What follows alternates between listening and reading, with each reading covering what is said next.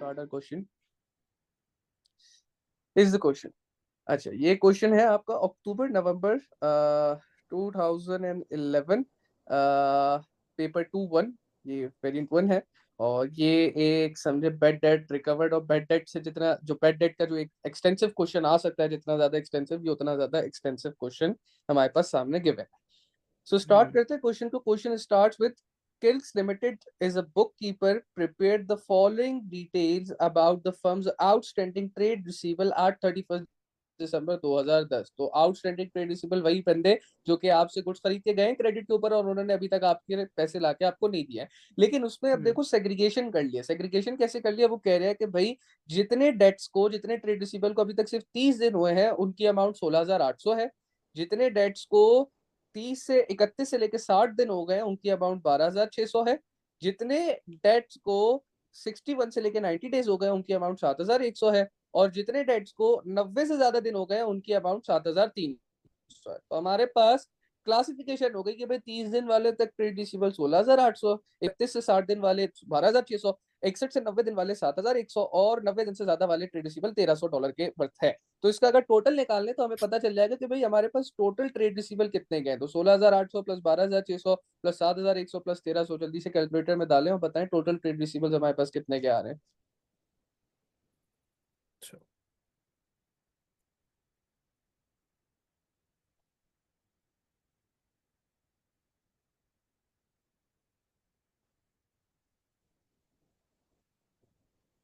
37,800।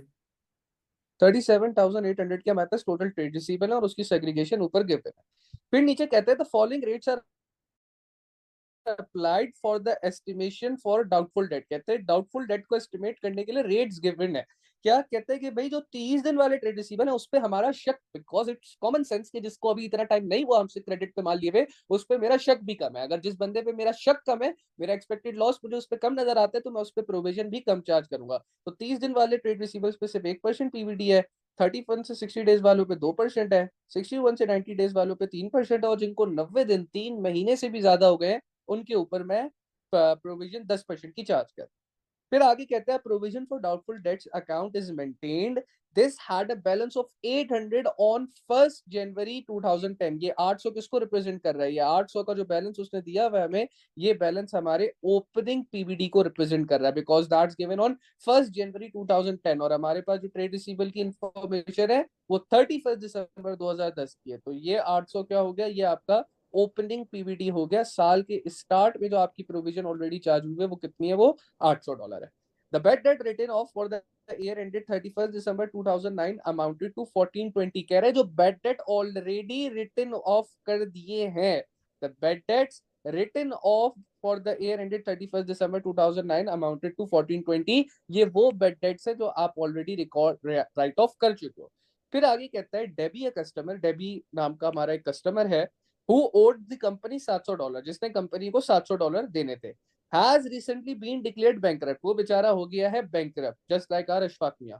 This amount has been included in the details above as outstanding for 61 to 90 days। तो कहता है कि भाई ये जो आपके पास 61 to 90 डेज वाले 7,100 के ट्रेड रिसीवेबल है ना, उसके अंदर ये 700 की जो डेबी की अमाउंट है ये इंक्लूडेड थी। But now since Debi has become bankrupt, आगे सवाल क्या कहता है? It has been decided to write off the debt immediately. आपको ये डेट राइट ऑफ करना है, विच मीन्स कि आपको बेड डेट रिकॉर्ड करना है। 1420 ये ऑलरेडी रिटन ऑफ हो चुका है, लिखा हुआ है ना रिटन ऑफ, हम इसको ऑलरेडी राइट ऑफ कर चुके हैं। ये पहले से राइट ऑफ हुआ हुआ है, ये इन ट्रेड रिसीवेबल्स के अंदर इंक्लूडेड नहीं है, ये ऑलरेडी हम लोग उसको हटा चुके हैं। लेकिन ये 700 का जो डेबी का ट्रेड रिसीवेबल है, ये 61 टू 90 डेज वाले जो 7,100 के ट्रेड रिसीवेबल थे उसके अंदर इंक्लूड है। और लिखा हुआ है कि आपको इस बेड डेट को क्या करना है? राइट ऑफ करना है। तो 7,100 में से मैं जो हमारे 700 का डेबी का जो ट्रेड रिसीवेबल है वो क्या कर दूंगा? माइनस कर दूंगा।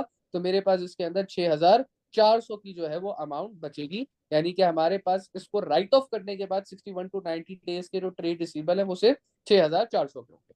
खैर, ये तो मैं अभी अपनी रफ वर्किंग कर रहा हूँ, जो रिक्वायरमेंट है वो नीचे होगी, लेकिन मुझे पता होना चाहिए कि भाई एक एक वर्किंग जो एक एक बात वो कहता जा रहा है उसका मतलब क्या होना है। फिर आगे वो कहता है कि भाई 2 अक्टूबर 2010 को हार्वे, एक और क्रेडिट कस्टमर डेबी के बाद कहता है एक और कस्टमर जिसका नाम हार्वे है, उसने सीज ट्रेडिंग यानी कि उसने ट्रेडिंग खत्म कर दी। Kicks limited receive the payment of $0.25 in the settlement of date 600। अब ये इंपॉर्टेंट बात है, देखो डेबी बंद हुआ अपना बिजनेस करके, तो डेबी ने 1 रुपया भी जाते जाते नहीं दिया, तो उसका पूरा 700 का जो ट्रेड रिसीवेबल था हमारा, वो हमें राइट ऑफ करना पड़ेगा। लेकिन हार्वे शायद थोड़ा सा अच्छा बंदा था, उसने कहा कि मैंने आपको $600 देने हैं, मैंने आपको कितने देने हैं, $600 देने हैं, लेकिन मैं आपको पूरे 600 तो नहीं दे सकता, पर मैं आपको हर डॉलर जो देना था इन दी डॉलर इन फाइनल सेटलमेंट, जो लिखा हुआ है ना $0.25 इन दी डॉलर फाइनल सेटलमेंट, इसका मतलब ये है कि मैं आपको हर $1 के बदले में 0.25 दूंगा, क्योंकि ये मैं दे सकता हूँ, इससे ज्यादा मेरी देने की कैपेबिलिटी नहीं है। तो अगर मैंने आपको टोटल 600 देने थे, तो 0.25 के हिसाब से अगर लगाया जाए, तो मैं आपको अगर $1 का 0.25 दे रहा था, यानी कि मैं आपको टोटल 25% दूंगा। तो 600 का 25% कितना हो जाएगा, 600 का 25% 150 हो जाएगा। यानी कि मैंने जहां आपको 600 देने थे, and now I am paying for each dollar, I am paying $0.25। तो इसका मतलब ये कि जो टोटल $600 थे, उसके बदले में मैं आपको $150 दूंगा। और फिर आगे लिखा है the reminder had been written off as a bad debt, यानी कि अगर हार्वी ने, जिसने मुझे 600 देने थे, उसने मुझे अगर 150 दे दिए, तो जो रिमेनिंग अमाउंट बची 600 माइनस 150 कितनी बची भाई, वो आपके पास आएगी 450 की। ये 450 भी वो कह रहे हैं कि आपने उसको as a bad debt write off कर दिया है। क्या लिखा हुआ है, the reminder had been written off as a bad debt, आप इसको ऑलरेडी राइट ऑफ करवा चुके हो। Other bad debts written off during the year ended 31st December 2010 total what, total $350। These had been taken into account when drawing up the list of trade receivable above। और फिर कहता है कि ये जब ये जो 350 के फर्दर बैड डेट है, ये ऑलरेडी अकाउंटिंग कर लिए गए हैं। जब आपने इससे पहले कि आप ये जो ट्रेड रिसीवेबल की लिस्ट बना रहे, तो उससे पहले ही आपने उनको डिडक्ट कर लिया है। जिसको डिडक्ट नहीं किया था, वो वाले उन्होंने आपको बता दिया कि भाई ये वाले हमने डिडक्ट नहीं किए थे। कौन से वाले डिडक्ट नहीं किया था, एक ही सिर्फ डिडक्ट नहीं किया, जो डेबी था ना, उसको बोलने के this amount had been included in the details above as outstanding for 61 to 90 days. Debbie के $700 इंक्लूडेड थे, तो वो हम हटा देंगे, उसको हम राइट ऑफ कर देंगे। लेकिन जो यहाँ पे उन्होंने 350 बोला है, वो इन्होंने क्या लिखा हुआ है, had been taken into account while drawing up the list of receivables above, यानी कि ये ऑलरेडी डिडक्टेड हुए हुए हैं। एंड सिमिलरली जो हार्वे क्रेडिट कस्टमर था, उसके लिए भी क्या कहते हैं, the reminder had been written off as a bad debt, इसको भी हम लोग राइट ऑफ कर चुके हैं। तो सिर्फ जो हमें जो इस जो हमारे पास लिस्ट गिवन है, इस लिस्ट ऑफ रिसीवेबल के अंदर सिर्फ एक 7100 के अंदर 700 के जो डेबी का ट्रेड रिसीवेबल है, हमें सिर्फ वो राइट ऑफ करना है, तो हम वो राइट ऑफ करवा देंगे। तो ये तो हो गया कि सवाल क्या था, हमने सवाल पढ़ लिया, सवाल पढ़ने के साथ साथ ही हमने सब कुछ समझ लिया। अब देखते हैं रिक्वायरमेंट क्या है। पहली रिक्वायरमेंट में कहता है calculate the amount which should be provided as a provision for doubtful debts at 31st December 2010, show your working. तो अब वो कहता है बताओ पीबीडी कितनी चार्ज करी जाए आपके इन तमाम ट्रेड रिसीवेबल के ऊपर। तो भाई हमें पता है कि जो 30 दिन तक वाले ट्रेड रिसीवेबल है, उनके ऊपर सिर्फ 1% चार्ज करना है। तो what I do 16,800 multiplied by 1%। ये पहली हो गई। इसकी अमाउंट मेरे पास कितनी आएगी, इसकी अमाउंट मेरे पास आ जाएगी 168। 16,800 का 1% कितना हो जाएगा हमारे पास, 168 हो जाएगा। फिर इस तरीके से हमारे पास हमें पता है कि भाई जो 31 to 60 डेज वाले ट्रेड रिसीवेबल है 12,600, उन पे सिर्फ हमें 2% क्या परसेंटेज 2% पीबीडी चार्ज करना है। तो 12,600 के जो हमारे पास 31 to 60 डेज वाले लिस्ट ऑफ रिसीवेबल थे, उस पर हमने 2% का रेट चार्ज किया। तो 12,600 का 2% निकालने कितना आ रहा है, 252। 252। और फिर हमारे पास जो 61 to 90 डेज वाले ट्रेड रिसीवेबल थे, जो कि टोटल वैसे तो 7,100 के थे, लेकिन क्योंकि उसमें से जो हमारा डेबी नामी कस्टमर था वो भी इंक्लूड था, और अब वो already write off as a bad debt record हो चुका है, हमने उसको as a bad debt write off कर दिया है, तो उसके ऊपर हम प्रोविजन चार्ज नहीं करेंगे। हम हमेशा हमारे नेट ट्रेड रिसीवेबल्स के ऊपर प्रोविजन चार्ज करते हैं। यानी कि अगर at the end of year कोई बंदा बैड डेट हो चुका है, तो उसका बैड डेट हम ट्रेड रिसीवेबल्स में से हटा के जो रिमेनिंग ट्रेड रिसीवेबल जो कि इस केस में 6,400 के बचे हैं, उसके ऊपर, क्योंकि 61 to 90 डेज पे हमें 3% चार्ज करना था, तो 6,400 पे हम 3% चार्ज कर देंगे। बताएं 6,400 का 3% कितना आ रहा है,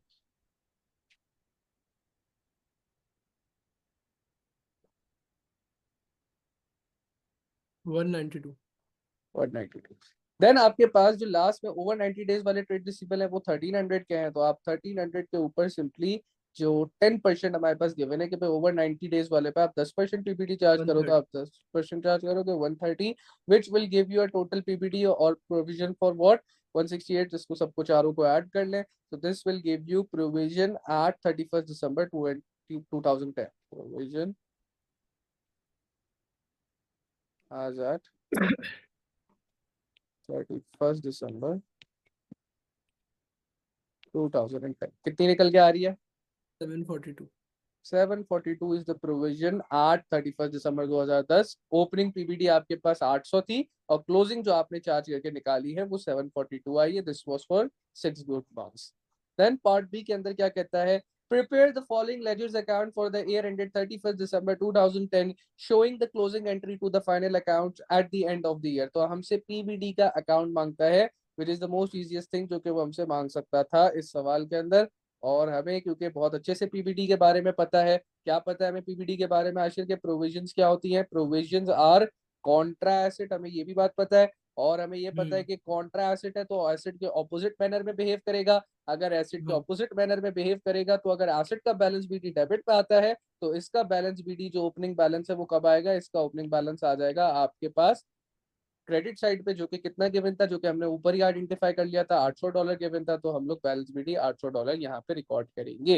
then what we saw is that कि जो हमारे पास क्लोजिंग पीबीडी आया है वो 742 आया है और ओपनिंग पीबीडी जो था वो 800 था. तो अब आप मुझे बताओ चेंज इन पीबीडी क्या है? पीबीडी आपका ओवर द ईयर बढ़ा है या कम हुआ है? कम हुआ है. कम हुआ है. बहुत आसानी से देख के बता सकते हैं कि भाई क्लोजिंग पीबीडी की बात की जाए, अगर हम closing PBD minus opening PBD करें भी, जो कि अब हमें मतलब पता है ऑलरेडी कि क्या होना है, लेकिन हम अगर फिर भी चलो अपनी आसानी के लिए वर्किंग दिखाएं तो क्लोजिंग पीबीडी हमें पता है 742 है, ओपनिंग पीबीडी हमारे पास गिवन थी 800 की. So it has a fall of -58. और मैंने आपको बताया था कि जब भी पीबीडी नेगेटिव हो जाए, और इवन नेगेटिव क्या हो आपको पता है, दिख रहा है कि कम हुई है, सो that is a what? That is a income. It's other income for the business. तो अब आप अकाउंट के अंदर क्या रिकॉर्ड करोगे? If it's an income, what would be the double entry for PBD? The double entry would be income statement, what? Debit, credit? Credit. Credit, because it's an income will increase profits, तो वो income statement को credit करेगी. और PBD क्या हो जाएगा? PBD का account debit हो जाएगा. कितने से? $58 से. सो $58 से पीबीडी के अकाउंट को डेबिट कर दिया बिकॉज ऑफ इनकम स्टेटमेंट.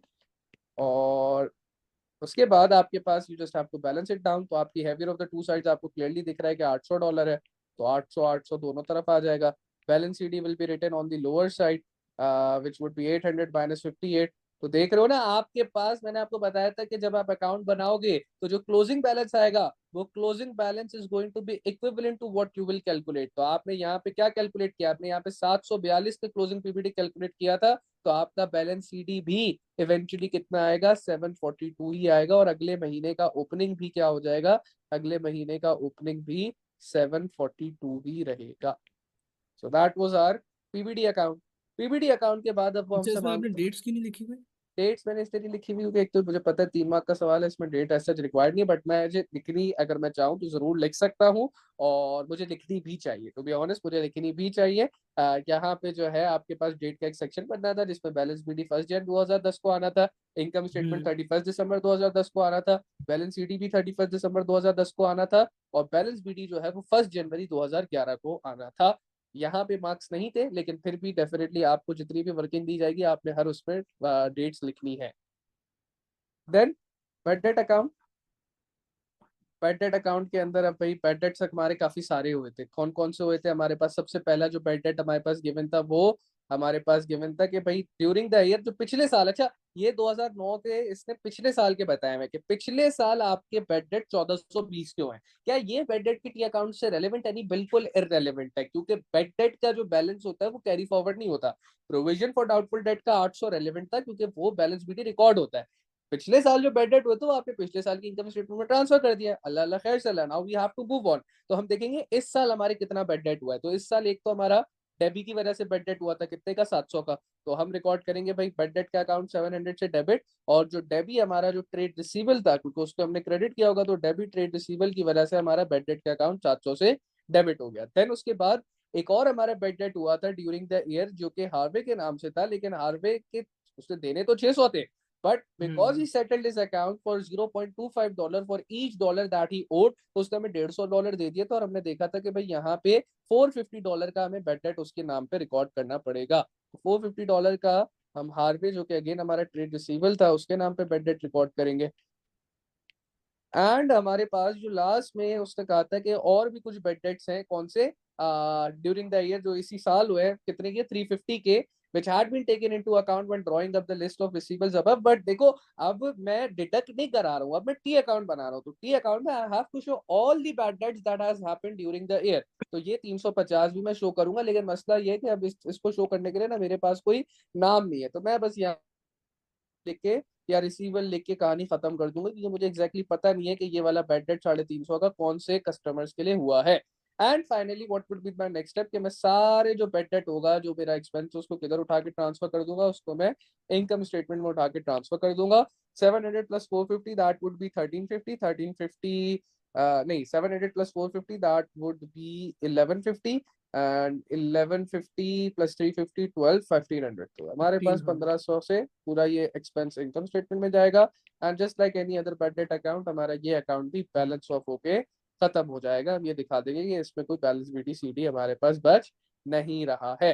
तो पहली चीज क्या मांगी उसने सवाल में, पहले आपसे पीवीटी कैलकुलेट करवाया, दूसरी चीज आपसे उसी का अकाउंट मांगा, तीसरी चीज आपसे बैड डेट का अकाउंट मांगा, और चौथी चीज अब वो आपसे मांगता है हार्वे का अकाउंट। हार्वे कौन है? अब आप इतने अकलमंद होने चाहिए कि आप जब एक नाम देखो तो आप आइडेंटिफाई कर सको कि रिलेशन क्या हो सकता है। एक कस्टमर से एक बिजनेस के कितने रिलेशनशिप हो सकते हैं आशिर? 4। चार, नेम देम। रिसीवेबल्स या पेबल्स, अदर पेबल या ट्रेड पेबल। बिल्कुल, तो यहाँ पे हमारे पास हार्वे, हमें पता है कि क्या है भाई, हार्वे कौन था, रिसीवेबल था, पेबल था? हम्म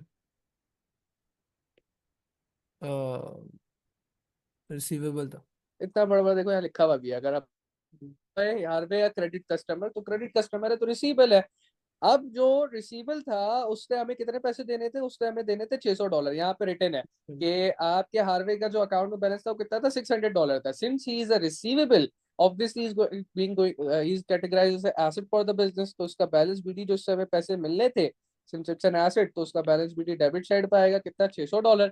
इसने हमें कुछ पैसे दिए भी, हार्वे ने हमें कितने पैसे दिए थे, हार्वे ने हमें हर $1 पे 150। $0.25 दिया था, जो कि 150 के बराबर बन रहा था। तो बैंक में हमारे 150 आएंगे, तो हमारी एंट्री क्या बनी होगी, बैंक डेबिट 150 से, और हार्वे का अकाउंट 150 से हमने कर दिया होगा क्रेडिट बिकॉज ऑफ बैंक।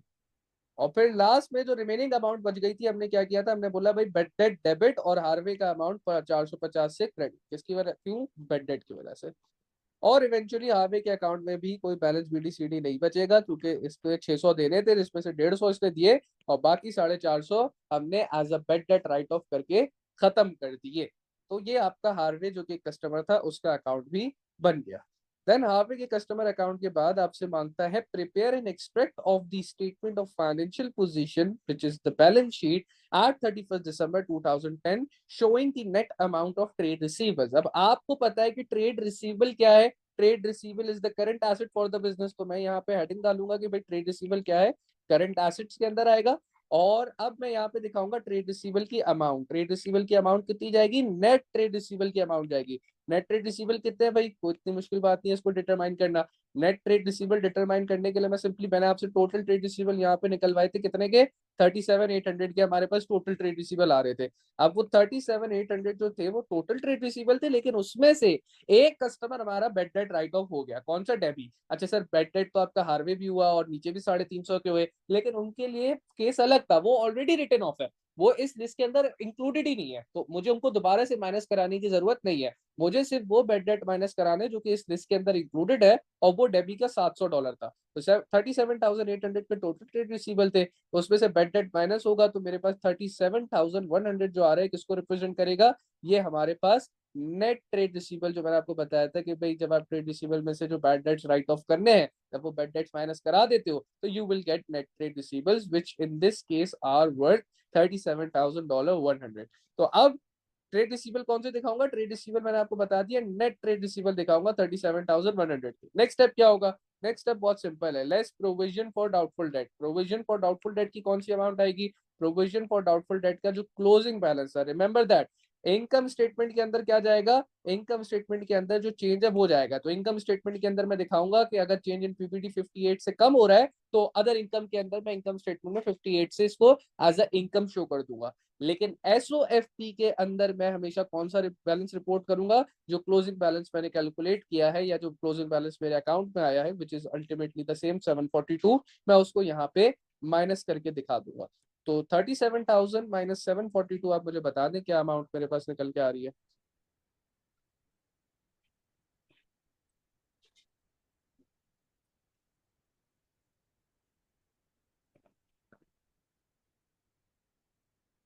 $36,358।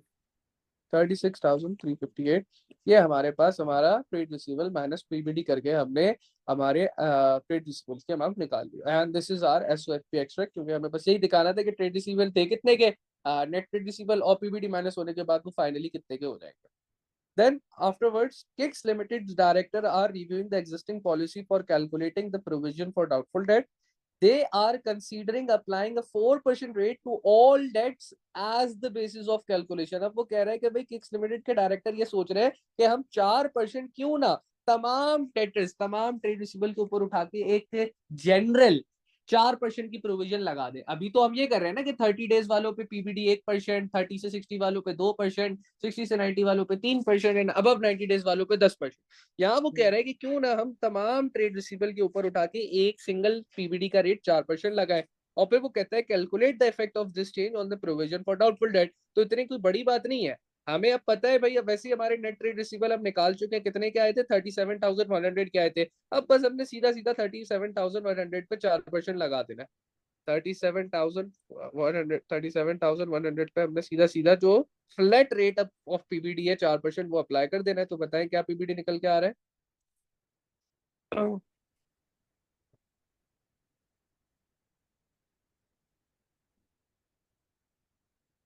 1,484। 1,484, 1,484, 1,484 का हमारे पास जो है जनाब पीबीटी निकल के आ गया। ये तब निकल के आ रहा है जब हम फ्लैट 4% लगा रहे हैं। और जो हमारे पास इनिशियल पीबीटी था वो कितना था, जो हमने खुद से कैलकुलेट किया था सेग्रीगेशन के थ्रू, वो 742 था। तो चेंज कितना आएगा, चेंज आएगा 1484 माइनस 742। तो चेंज कितना आ रहा है जरा 740। बताएं। 742 का चेंज आ रहा है। तो मैं यहाँ पे लिख दूंगा क्या अपनी final statement, the PBD will increase, the PBD will double, the PBT or the provision for doubtful debt, क्योंकि वो यही पूछा है ना बताओ चेंज क्या आएगा, तो वो डबल हो जाएगा simply, the provision for doubtful date will double. Sir तो एक कैलकुलेशन काफी नहीं है मार्क्स के लिए? नहीं, you have to write statement. अच्छा। काफी तो है लेकिन you have to write statement, क्योंकि मैंने यहाँ पे दिखाया भी नहीं है। मैं या तो मैं इसके आगे बता देता, मैं डेल्टा पीबीडी करके ये बता देता कि ये चेंज इन पीबीडी है, कुछ इस तरीके से मुझे बता देता। बट आई ऑलवेज रिकमेंड कि आप स्टेटमेंट लिखो to gain full marks, even तो मिल भी रहे हो तब भी। Explain how this change would affect the company's income statement and the statement of financial position. So this would affect the company's income statement. क्यों भाई, जब आपका पीबीडी 742 था, so your PBD was actually decreasing। हमने बात करी थी ना कि हमारा चेंज इन पीबीडी जो हमने निकाला था वो नेगेटिव 58 आ रहा था, और नेगेटिव 58 पीबीडी होने की वजह से आप इसको इनकम स्टेटमेंट में एज अ इनकम रिकॉर्ड कर रहे थे और आपके प्रॉफिट 58 से बढ़ रहे थे।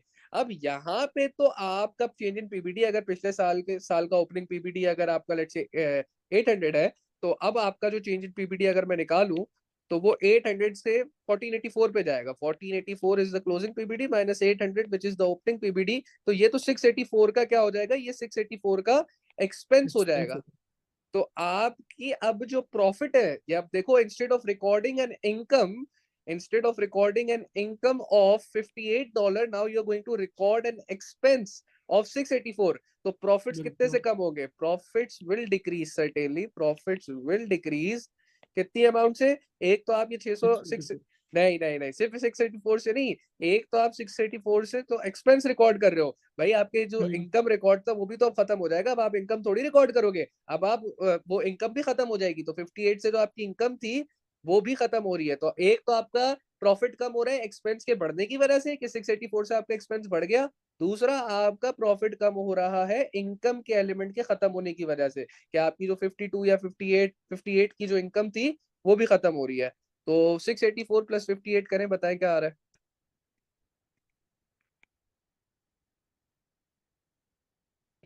742।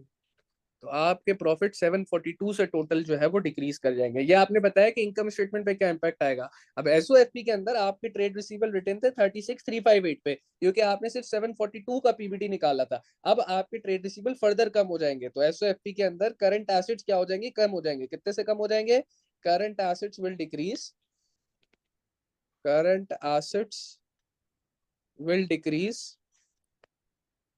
कितने से डिक्रीज होंगे भाई, आपका अभी जो करंट एसेट्स पीबीडी की डिडक्शन के बाद रिकॉर्डेड है वो 36358 रिकॉर्डेड है, तो वो 36358, उसमें से फर्दर 742 से आपका जो पीबीडी जो आपका 684 से पीबीडी बढ़ा है, कितने से पीबीडी बल्कि बढ़ा है, 742 से बढ़ा है ना।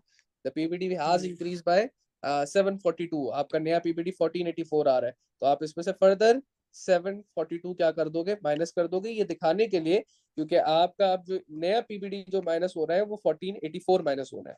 तो 36358 माइनस 742 कितना आ रहा है बताए, 35,660। 35,660, so the current asset will decrease to $35,660।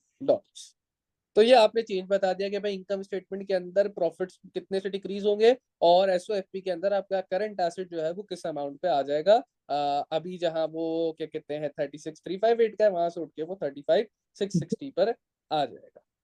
अच्छा, फिर आगे वो कहते हैं explain why this change might be necessary. वो कह रहे हैं कि भाई ये चेंज लगाना क्यों नेसेसरी है, क्यों why Kicks Limited directors are considering to move towards a flat rate of provision for doubtful debt instead of maintaining different rates for different trade receivable के। एक महीने वाले ट्रेड रिसीवेबल के लिए डिफरेंट रेट और 2 महीने वाले के लिए डिफरेंट रेट्स के बजाय वो फ्लैट रेट पे क्यों आना चाह रहे हैं, और ये चेंज क्यों उनको नेसेसरी लग रहा है। तो भाई इसके मल्टीपल रीजन हो सकते हैं, ये ओपन एंडेड एक क्वेश्चन है। पहला तो एक रीजन ये भी हो सकता है कि भाई कैलकुलेशन कॉम्प्लेक्स हो रही है, तो कैलकुलेशन को इजी करने के लिए आप एक जनरल रेट लगाना चाह रहे हो, दैट्स क्वाइट अ पॉसिबिलिटी। फिर हो सकता है कि आपकी 742 की पीबीडी जो है वो आपके जो बेड डेट्स हो रहे हैं उसके थ्रू रिफ्लेक्ट नहीं हो रही। आपके बेड डेट अगर आप देखो इस साल आपके अच्छे खासे $1500 के बेड डेट हुए हैं, जबकि आपका प्रोविजन जो है वो उस साल सिर्फ कितने का चार्ज किया आपने, 742 का चार्ज किया है। तो your bad debt is like double the amount of PBD you are charging.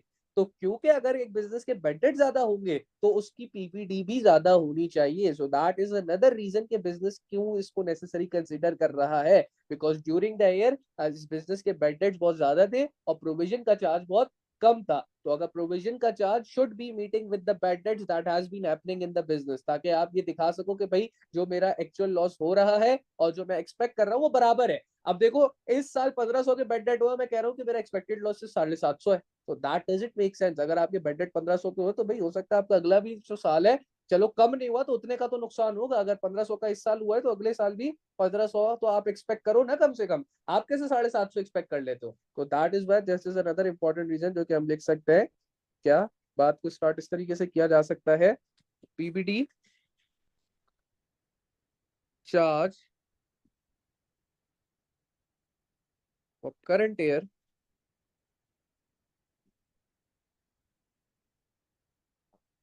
does not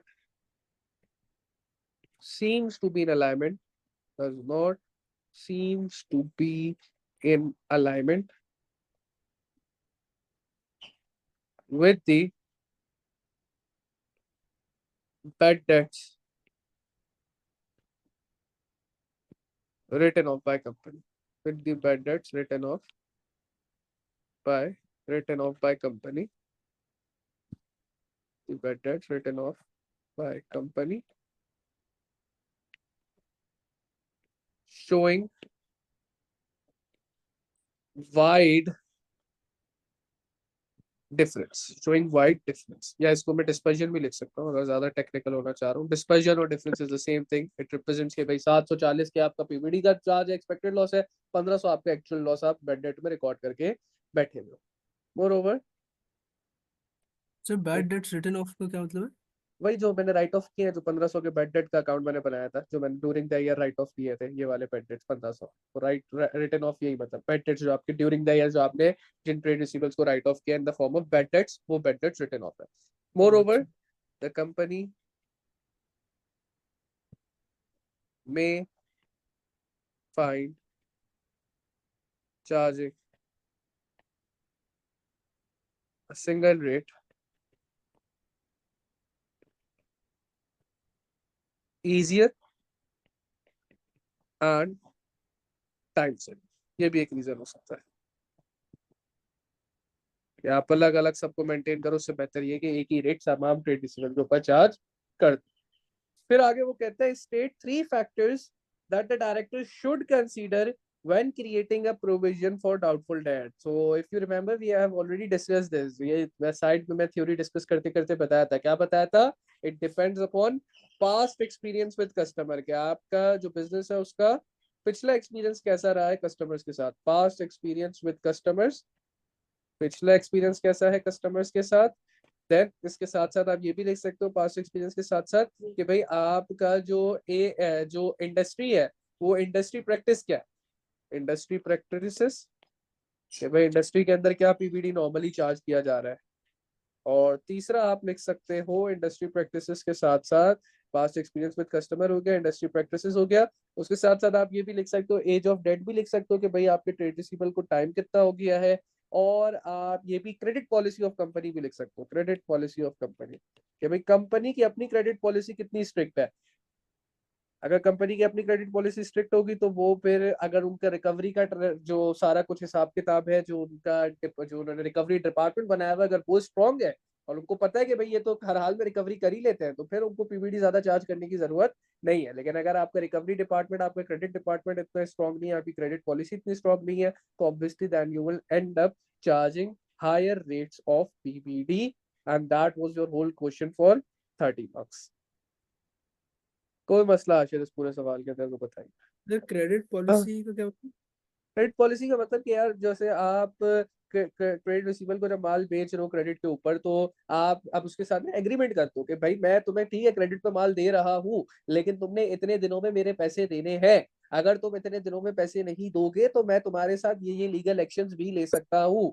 और फिर जो मेरी जो टीम है, अगर मैंने उसके अंदर फिर ये कि मेरी टीम कैसी बैठी है, टीम कितना ज्यादा फॉलो अप ले रही है। अब टीम पैसा थोड़ी है क्रेडिट पे माल देके भूल जाऊंगा उस बंदे को, अब 2 हफ्ते बाद ही कांटेक्ट करूंगा। टीम मेरी क्या उसको हर दिन कांटेक्ट कर रही है, दूसरे दिन कांटेक्ट कर रही है, कब कांटेक्ट कर रही है, या जैसे ही टाइम ड्यूरेशन खत्म हुई, लेट से मैंने 2 हफ्ते का टाइम दिया था, 2 हफ्ते 1 दिन हो गए, तो अब मैं क्या एक्शन ले रहा हूँ, ये सब मेरी क्रेडिट पॉलिसी का पार्ट होगा। And it should be very strong, क्योंकि अगर आप क्रेडिट पे काम करना चाह रहे हो तो आपकी क्रेडिट पॉलिसी बहुत स्ट्रॉन्ग और इन प्लेस होनी चाहिए, ताकि आपको पता हो कि भाई अगर कोई बंदा पैसे लेके भागेगा, क्योंकि ये मसला तो आएगा as soon as you have decided to work on credit basis, तो आपके मसले मसाइल ये तो आएंगे कि कस्टमर डिले करेगा पेमेंट, कुछ लोग पैसे लेके भागेंगे, कुछ लोग पूरे पैसे देना नहीं चाहेंगे। तो you should come up with ways के आप मेक श्योर करो कि आप अपने नुकसान को मिनिमाइज कर सको if you are going to do business on credit.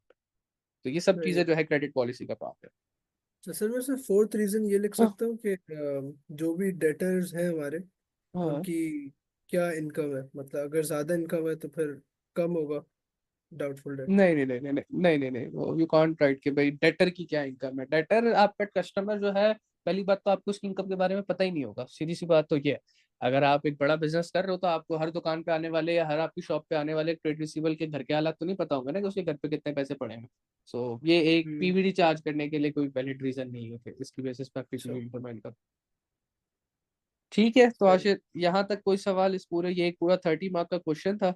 आ, इसके बाद जो है अब आपको मैंने फाइल भेज दी है, आपके पास फाइल के अंदर कोई ये पहला क्वेश्चन मैंने आपको करा दिया किक्स लिमिटेड वाला, ये सबसे लेंदी क्वेश्चन था पूरा 30 मार्क्स का। It has covered like all the aspects जो कि इस टॉपिक के अंदर थे। अब आपने जो इसके बाकी के 5-6 क्वेश्चन है इसको भी दोबारा करना है, और 5-6 क्वेश्चन, 5 जो क्वेश्चन इसके अलावा है वो करने हैं। इस तरह से मैं आपसे एमसीक्यूज थोड़े बहुत डिस्कस कर लेता हूँ। एमसीक्यूज मैं सारे डिस्कस नहीं करूंगा, मैं बस एक आध एमसीक्यू ही डिस्कस करूंगा, बाकी आपने खुद से करने हैं। जो प्रॉब्लम्स एमसीक्यू के अंदर आएंगी आपको नेक्स्ट क्लास के अंदर, by next class, next class तो कल ही है, तो कल तक तुम कर लोगे सारा काम। अब ज्यादा तो नहीं है हम्म। वैसे, ऐसा तो कोई काम नहीं है कि मैं कहूँगा तुम नहीं कर पाओगे, कर क्या लोगे, करना है बेटा हर हाल में, कल काम करके देना है। अभी बैठ जाना क्लास के फौरन बाद काम करने, और कल तक काम करके दो मुझे, ताकि फिर जो है हम इसके अंदर अगर कोई प्रॉब्लम्स है तो उसको कल के कल ही डिस्कस करें और नेक्स्ट टॉपिक के ऊपर बढ़ जाए। तो खैर जरा एक आध एमसीक्यूज देख लेते हैं, ताकि तुम जब खुद से करो तो तुम्हें थोड़ा सा आइडिया हो किस तरीके से होगा। तो पहला ये बेड डेट रिकवरी के ऊपर एमसीक्यू है। A sole trader recovers a debt that had previously been written off as irrecoverable how is this accounted for in his income statement? तो यार पता तो है, क्रेडिट कर दो इनकम स्टेटमेंट के अंदर, because bad debt recovered is an income for the business, if it's an income it will increase profit, if it's increasing profit the profit and loss account. अच्छा, प्रॉफिट एंड लॉस अकाउंट आप कहीं पे देखो ना तो you should know कि ये income statement की बात कर रहा है, तो इनकम स्टेटमेंट क्या हो जाएगी भाई, क्रेडिट हो जाएगी। So that's why for question 1 it's part A, option A.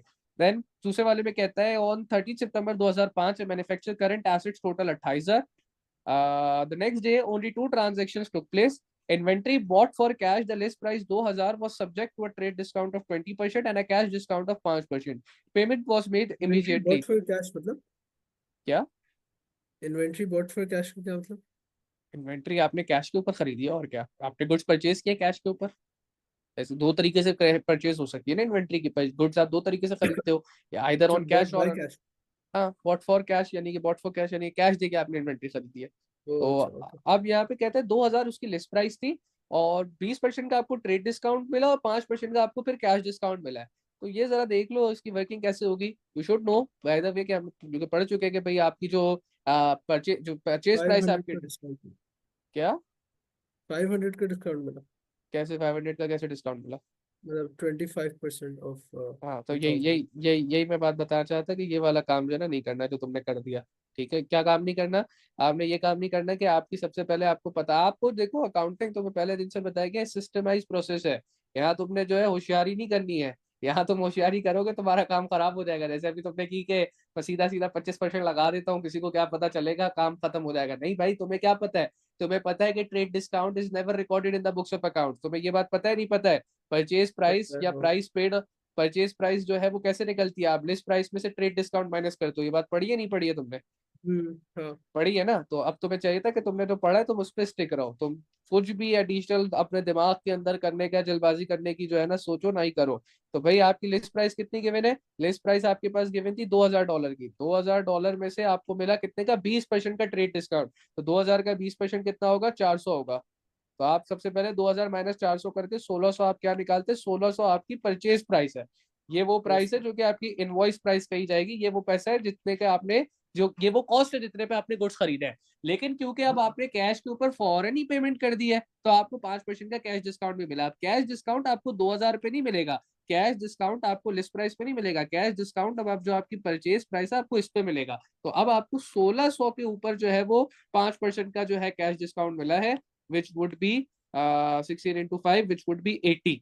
तो अब आपका कैश डिस्काउंट कितना हो जाएगा, अब आपका कैश डिस्काउंट 80 हो गया, तो आप फाइनली अमाउंट उसको कितनी पे करोगे, फाइनली अमाउंट आप उसको 1520 की पे करोगे। तो अब आपकी जो बात थी, क्या बात थी आपकी कि सर 500 का डिस्काउंट मिल गया टोटल, वो बात गलत हो गई, बिकॉज आपने थोड़ी सी होशियारी करी जो कि आपको क्या पड़ जाती। और मजे की बात बताऊं, सवाल के अंदर आंसर दिया हुआ है, जो तुमने वर्किंग की है वो आंसर है, लेकिन वो आंसर गलत दिया हुआ है। सो होशियारी नहीं करनी, अपने काम, हमने जो पढ़ी हुई चीजें स्टेप बाय स्टेप हमें वैसे फॉलो करनी है। अब खैर, क्या कहते हैं, हमने 1520 पे की है। अब देखो हुआ क्या है, इधर हुआ ये है कि आपकी पहली एंट्री क्या बनी होगी, आपकी पहली एंट्री बनी, मैंने गुड्स खरीदे, तुमने एंट्री बना दी कि भाई परचेजेस डेबिट कितने से, 1600 से। ठीक है, परचेजेस डेबिट हुई है 1600 से, और बैंक तुम्हारा सिर्फ क्रेडिट हुआ है 1520 से, बैंक से तुमने 1520 भेजे, बैंक से 1520 की तुमने पेमेंट करी, और बाकी 80 का तुम्हें क्या रिसीव हो गया, 80 का तुम्हें डिस्काउंट रिसीव रिकॉर्ड हो गया। लेकिन तुम्हारी हाँ। इन्वेंट्री कितने से बढ़ेगी, इन्वेंट्री तुम्हारी 1600 से ही बढ़ेगी। सो इफ अगर तुम्हारे पास जो उस पर लिखा हुआ है करंट एसिड्स टोटल 28,000 के थे, तो तुम्हारे इस पहली ट्रांजेक्शन की वजह से करंट एसिड्स कितने से बढ़ेंगे, करंट एसिड्स तुम्हारे 1600 से ही बढ़ेंगे। लेकिन 1520 तुमने कैश भी दिया है, देख रहे हो ना भाई, 1520 तुमने क्या दिया, कैश भी दिया है। तो अगर तुम्हारे हम्म। टोटल करंट एसिड्स 28,000 उसने बताए हुए हैं, तो इस पहली ट्रांजेक्शन की वजह से इन्वेंट्री 1600 से बढ़ रही है, लेकिन साथ ही साथ तुम्हारा बैंक 1520 से कम हो रहा है। तो ओवरऑल तुम्हारे जो एसिड्स है वो $80 से इस ट्रांजेक्शन के अंदर करंट एसिड जो है वो बढ़ रहे हैं। इस बारे में कोई मसला है तो बताओ पहले। नहीं, नहीं सही है। अब तुम्हारे करंट एसेट्स क्योंकि टोटल $80 से बढ़ रहे हैं, तो पहली ट्रांजेक्शन तुमने जो है एक तरीके से देखा जाए तो उसको एनालाइज कर लिया कि भाई पहली ट्रांजेक्शन का जो नेट इंपैक्ट आ रहा है करंट एसेट्स के ऊपर वो पॉजिटिव 80 का आ रहा है। उसके बाद उसने हम्म। बोला कि बेड डेट 400 का रिटर्न ऑफ हुआ, यानी कि बेड डेट रिटर्न ऑफ होने की वजह से 400 से तुम्हारे करंट एसेट्स कम हुआ है। तो दूसरी ट्रांजेक्शन का जो इम्पैक्ट आ रहा है नेट, वो ये आ रहा है कि आपकी -400 करंट एसेट्स से हुआ है। तो ओवरऑल अब आपका क्या करंट हुआ, एसेट्स मेरे इनकम स्टेटमेंट में होते हैं ना रिकॉर्ड? नहीं नहीं बेटा, करंट एसेट्स आपके स्टेटमेंट ऑफ फाइनेंशियल पोजीशन में रिकॉर्ड होता है। इनकम स्टेटमेंट में तो you just record incomes and expenses, ताकि तुम प्रॉफिट एंड लॉसेस सही निकाल सको। अच्छा, तो अब सही है। आपका जो एसेट्स है वो कितना, 2800 पहली वाली ट्रांजेक्शन की वजह से 80 से बढ़ा, दूसरी वाली ट्रांजेक्शन की वजह से -400 से कम होगा। तो ओवरऑल दोनों ट्रांजेक्शन का नेट इम्पैक्ट नेट -320 का है। तो अगर अब आप देखो आपके पास, तो 28,000 ओपनिंग था, -320 कराओ तो कितना हो जाएगा, 28,000 -370, 327,700, 27,700, 27,680, 27,680 इज इन ऑप्शन ए। तो option A was the right answer. तो इसके जो मैंने आपको भेजे हैं क्या कहते हैं पास को, उसमें यहाँ पे आंसर्स वगैरह सारी चीजें गिवन है। सो बस मैं इतने ही एमसीक्यूज करवाऊंगा, आपने बाकी जो है खुद करना। और जो हाँ जहाँ मसला आएगा तो you can discuss those MCQs with me on WhatsApp, वरना फिर हमारी जो कल क्लास होगी तो उसके अंदर भी बुक हमारे पास ही है, जहाँ पे इशू होगा वो हम डिस्कस करेंगे। बट अटेम्प्ट आपने जो है वो एमसीक्यूज खुद से ही सारे करना। ठीक है। सही है सर। इसमें इसमें बैड डेट तो इनकम स्टेटमेंट को क्रेडिट करता है ना? हाँ, bed date income statement, bed date की डबल एंट्री क्या बनती है, बेड डेट नहीं, इनकम स्टेटमेंट को बेटा क्रेडिट नहीं करता, डेबिट करता है। पहली बात तो ये आपने गलत बोली, क्योंकि bed debt is an expense for the business. उसमें बेड डेट हाँ। जो है वो क्या हो रहा होता है, बेड डेट आपका डेबिट होता है, ट्रेड रिसीवेबल क्रेडिट होता है, और ट्रांसफरिंग एंट्री के अंदर फिर इनकम स्टेटमेंट डेबिट होती है, और आपका आपका जो बेड डेट होता है वो क्रेडिट हो जाता है। हम्म, तो सही बेड है। डेट, पहली बात तो ये कि बेड डेट इनकम स्टेटमेंट को डेबिट करेगा। और दूसरी बात ये है कि वो उसके साथ साथ देखो, दो एंट्री है ना, आपसे पहली, आप दूसरी वाली एंट्री का इम्पैक्ट देख रहे हो, आप पहली वाली एंट्री भी तो देखो, उसमें वो ट्रेड रिसीबल को क्या कर रहा है, क्रेडिट कर रहा है, कितने से, 400 से। ट्रेड रिसीबल क्या है, करंट हाँ। एसेट है। तो करंट एसेट 400 से कम हुआ कि नहीं हुआ। और हम यहाँ पे करंट एसेट्स के ऊपर ही इम्पैक्ट देख रहे थे कि करंट एसेट्स के ऊपर क्या इम्पैक्ट है, प्रॉफिट और लॉस के ऊपर इम्पैक्ट नहीं देख रहे थे। अच्छा सही है। ठीक है, इज दैट क्लियर। हम्म। तो हमारी क्लास आज यहीं तक है, ये सारा आपका होमवर्क है। आपको रिकमेंडेड यही है, रिकमेंडेड क्या है कि आपने कोशिश यही करनी है कि आप हर हाल में कल तक ये सारा काम कर लें, और ताकि जो भी प्रॉब्लम्स हम उसको कल के कल डिस्कस करके आगे नए टॉपिक्स के ऊपर करें। ठीक है, तो बात समझ आ रही है, अब समझ आ रहा है सब्जेक्ट क्या है। अब तुम्हारा जो है एक्चुअल टॉपिक से स्टार्ट हो गए, यार actual questions from pass paper. हमारा नेक्स्ट टॉपिक इंशाल्लाह डेप्रिसिएशन होगा, और अब जो है सारे एक एक करके हम लोग टॉपिक्स हमारे कवर अप करते जाएंगे विद टॉपिकल पास पेपर्स। ठीक है, ठीक है। चले फिर, ख्याल रखें अपना। कोई मसला हो तो मुझसे व्हाट्सएप पे पूछ लेना, ठीक है। अगर कोई छोटी एमसीक्यूज कंप्लीट कर लेना सर। नहीं बेटा, हमने एमसीक्यूज और थ्योरी दोनों कंप्लीट करना है। 5-6 सवाल सही आपके सर। पास थ्योरी के हैं, और एमसीक्यू के भी आपके पास 50-60 सवाल तो हैं, सारे आपको कंप्लीट ठीक। करने हैं। ठीक है, ओके। चलें, तो ख्याल रखें अपना। कोई मसला हो तो